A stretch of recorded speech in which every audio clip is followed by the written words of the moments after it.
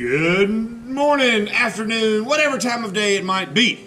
We're going to start something new today, which means we got a few things that we need to discuss, beginning with our 7 elements of art. So please repeat these 7 words after me. Line, shape, color, texture, form, space, value. So the drawing that we create today, we'll start off the way we often do, with lines, which we will then use to create shapes. Once we've created all of our lines and shapes, we'll break into some color. We'll use our color to fill our space. So our goal in this drawing will be to use all of our space, completely fill and cover the page. Our goal will not be to create space. This is going to be a very, very flat, up to the picture plane kind of drawing. And of course, if we're using color, we're also going to be using value, those light, mid, and dark tones. That being said, let's move on to the next step of our conversation. Our principles of design. Again, please repeat these 7 words after me. Balance, unity, pattern, rhythm, movement, emphasis, contrast. So in this drawing, we're absolutely positively going to have an emphasis, 100%. We're going to create some balance. Now with the balance, those steps might be a little bit tricky or mildly confusing, so just make sure we pay very close attention to those parts of the directions. You might create some pattern. That's kind of one that's up to you if you'd like to do it. If you don't, that's fine too. And we should have some unity because we are going to be using a fairly limited number of colors. So that being said, we got a couple of pieces of vocabulary we want to touch on real quick before we get into the drawing. So let's go ahead and knock that out. Those words being Cubism and profile. Cubism is the artistic movement that we're going to be looking at. It was founded by 2 artists. The artist we're looking at, Pablo Picasso, as well as another artist named Georges Braque. And the goal of Cubism, to put it very plainly, is to show an object from all of its sides at the same time. So this is kind of a rough demo of that. So let's say I draw a cube. And let's say I draw the cube like this. How many sides of this cube can we see? Yeah, that's right. We can see 3 of them. 1, 2, 3. So this would be how a normal artist or an artist who was not a cubist might paint that cube.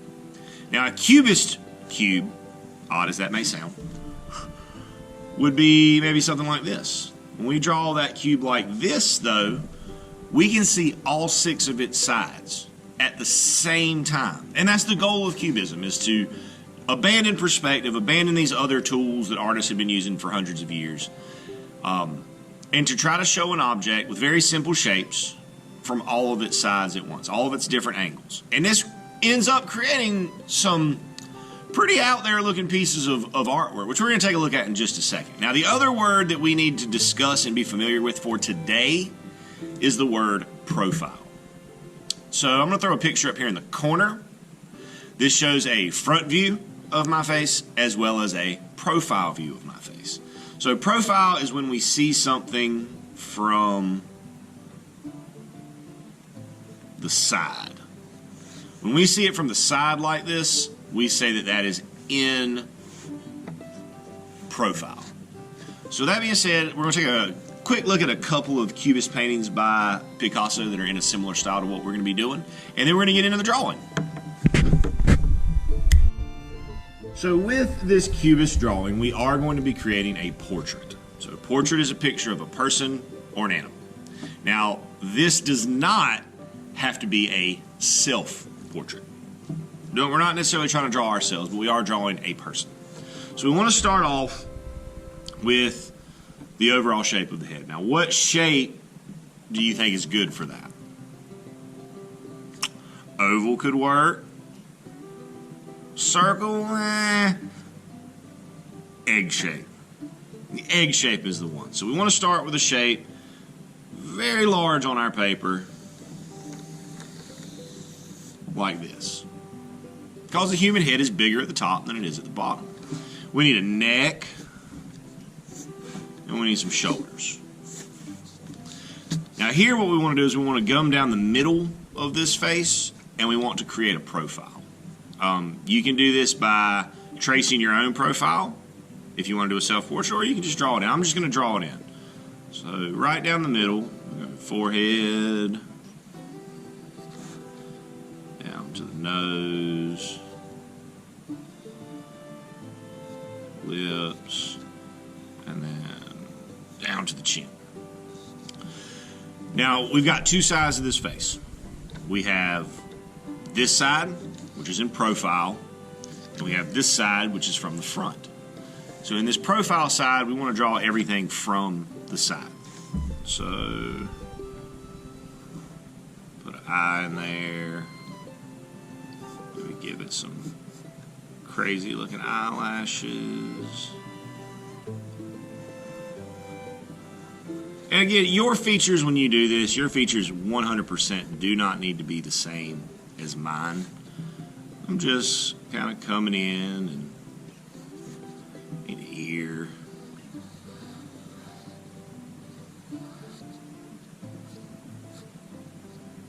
Creating these features. Now on the other side, we want everything coming from the front.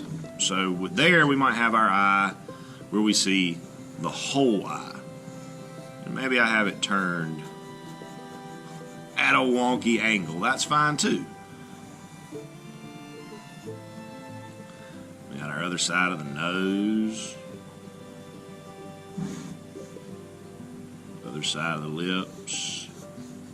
We got an ear over here too, but this ear is not going to look the same as that ear because we don't see as much of it. And then, of course, we need some hair.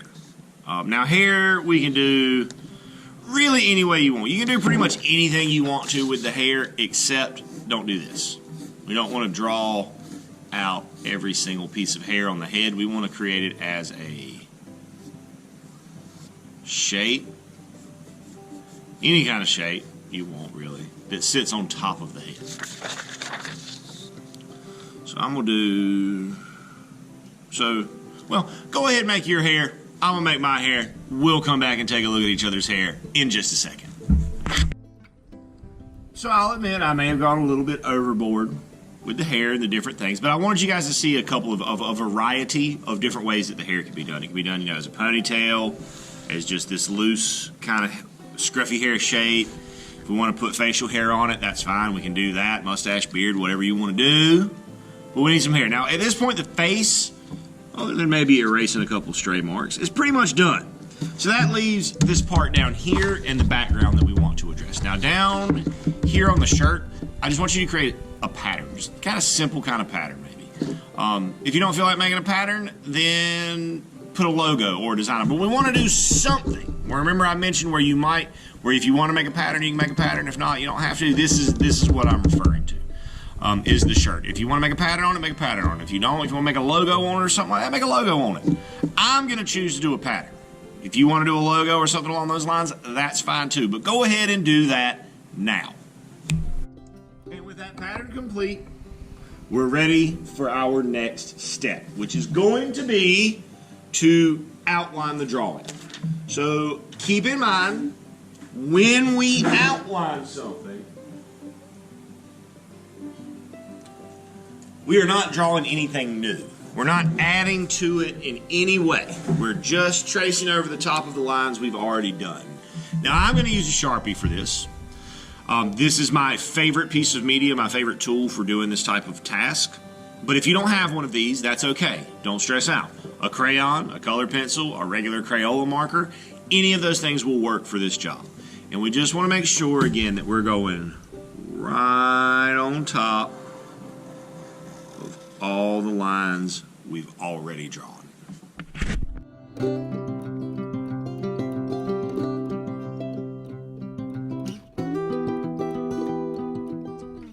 And they're pretty quick and easy. We've got everything outlined. Now, notice there are some places where I missed my pencil line a little bit. But you know what? That is not, guys, that is not a big deal. Because we got this wonderful tool right here called an eraser. And with this marker on the paper, we can't erase that Sharpie. So we can take that eraser and just go right over the top of it and clean up those extra lines that we might not need anymore. But if you miss your line a little bit, don't stress out, guys. Don't do it. Don't torture yourself over it. It'll be all right, I promise you. We just go back and clean that right on up. Now at this point, we're ready to color. Now we want to start our color on our emphasis. So on this portrait, on the face. Now when we do this color-wise, we want to choose two triads. So we either want to do this in warm and cool, or we want to do this in primary and secondary. So one half of the face with your primary, the other half with your secondary, or one half of the face with your warm triad, one half of your face with the cool triad. Everything we color, we want to make sure that we are creating our values properly. Make sure that we're having light, mid, dark, which we're going to take a look at right now. I think I'm going to opt to go with warm and cool as my colors for this. So when we do that, I'm going to start with this orange right here. When we do that, again, sorry guys, I about broke my own rule because that was not a true orange. That was a red orange. That was tertiary. We don't want that. We want the one that just says orange. So we want to make sure that we color in whole shape. I know I chose to do kind of a big shape, but that's okay.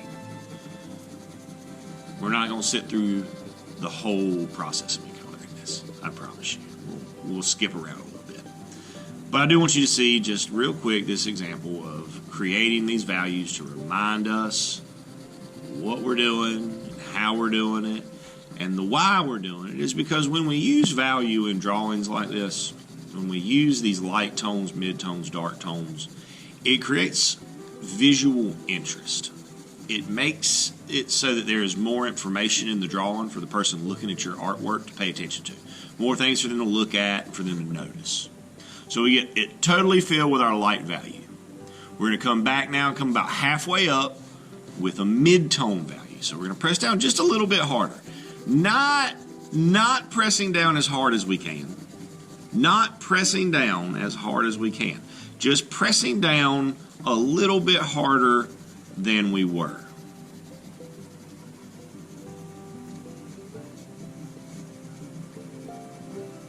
Just a little bit harder than we were. Okay? And then we're going to come with our dark value, pressing down really hard. We'll put that cover about half of our mid-tone with that. Now I here am doing a little bit of structure shading kind of to give a little bit more natural form to my unnatural looking face, but you don't have to do this. This is not a mandatory step for you. As long as we can see those three layers of value, we're doing what we need to be doing.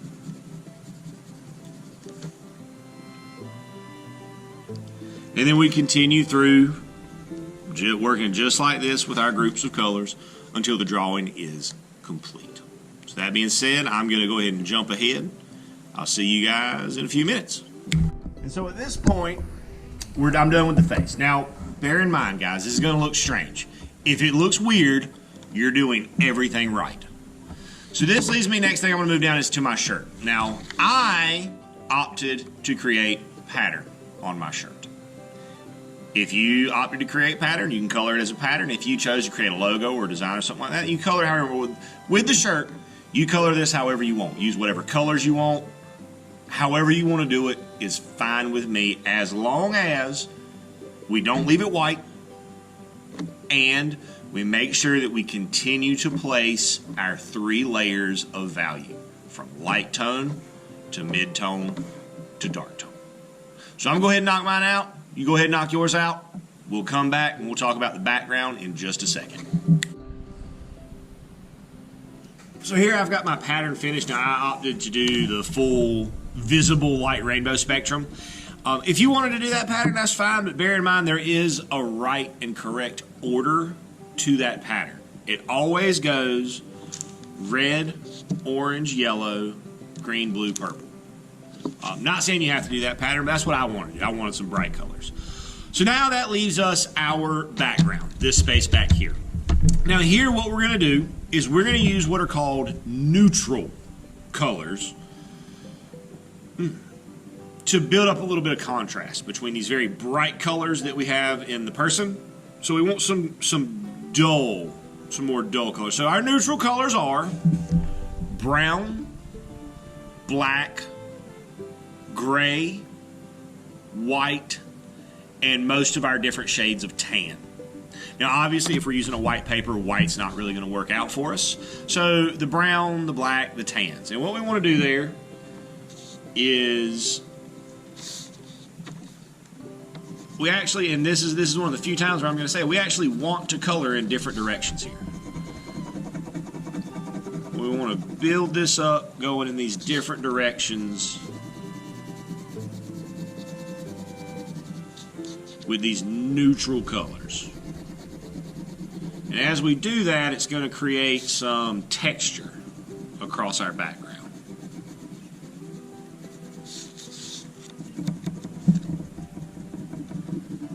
Now obviously I'm not going to sit and make us watch through me doing this whole background, so let's turn up the speed.